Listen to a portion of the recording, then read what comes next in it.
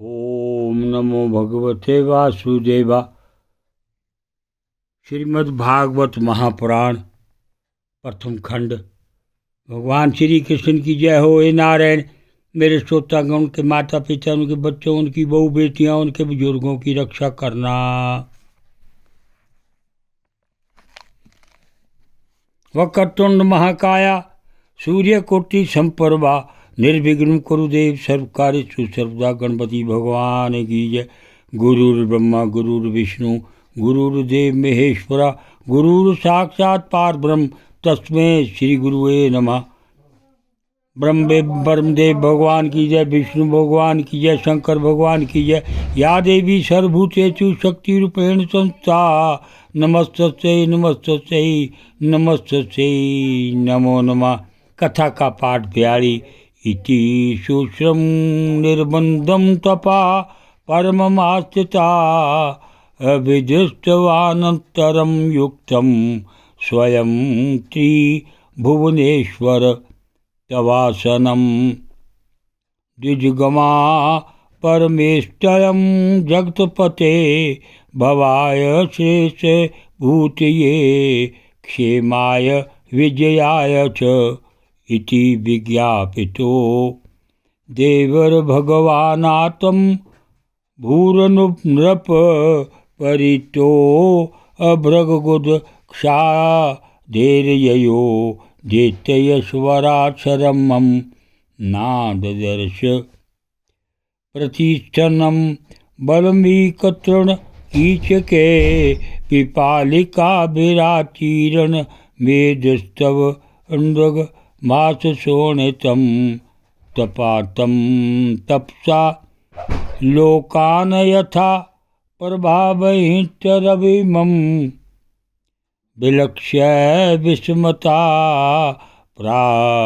प्रसन्नहंसवाना ब्रह्मोवाच उत्तिष्ठोत्तिष्ठ भद्रतं ते तपासिद्धोऽसि काश्यप वरदोऽयं नु प्रापतो विरतामि पिष्टो वरा अद्राक्ष्यं हमेतते हृतसारं महा अद्भुतं दश भक्षित देशस्य प्राणा अर्थयूषेरते नैत्यापूर नरसयच क्रूनररस करिष्यन्ति चापरे निर्बुदूर धारयेता प्राणाय को वै दिवसमासतं वयामसे अयेन ते अनेन निष्करेण मन सविना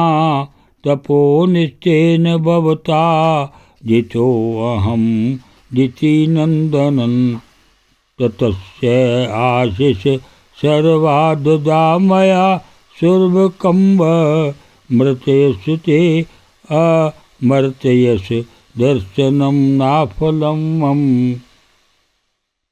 नारदोवाच इति युक्तवादिभोवदेवो भक्षताङ्गविपुलीके कमण्डलुजलेनोक्ष देवे नामो घरादशा।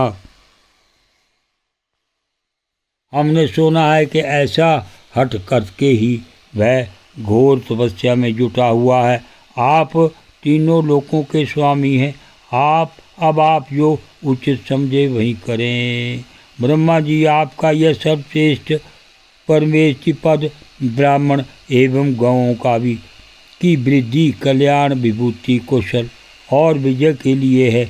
यदि यह हिरण्यकश्यप के हाथ में चला गया तो सज्जनों पर संकटों का पहाड़ टूट पड़ेगा। युधिष्ठिर, जब देवताओं ने भगवान ब्रह्मा जी से इस प्रकार निवेदन किया तब वे भृगु और दक्ष आदि प्रजापतियों के साथ हिरण्यकश्यप के आश्रम पर गए। वहाँ जाने पर पहले तो वे उसे देख ही न सके, क्योंकि दिव्य की मिट्टी, घास और बांसों से उसका शरीर ढक गया था। चींटियाँ उसकी मेदा, त्वचा, मांस और खून चाट गई थी।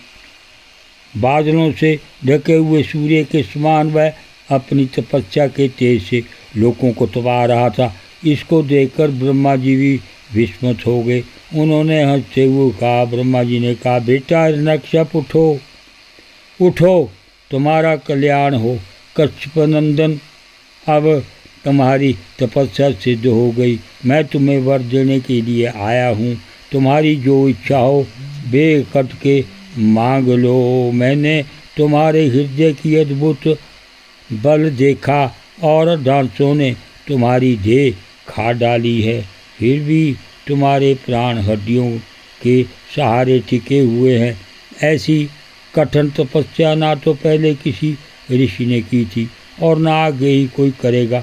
भला ऐसा कौन है जो देवताओं के 100 वर्ष तक बिना पानी के जी रहे। बेटा हिरण्यकश्यप, तुम्हारा यह काम बड़े बड़े धीर पुरुष भी कठिनता से कर सकते हैं। तुमने इस तपो निष्ठा से मुझे अपने बस में कर लिया है। दैत्य शिरोमणि, इसी से प्रसन्न होकर मैं तुम्हें जो कुछ मांगो दिए देता हूँ।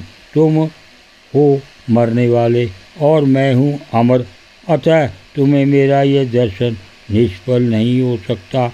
नारद जी कहते हैं, युधिष्ठिर, इतना कहकर ब्रह्मा जी ने उसके चींटियों से खाए हुए शरीर पर अपने कमंडल का दिव्य एवं अमोघ प्रभावशाली जल छिड़क दिया। ओम नमो भगवते वासुदेवाय।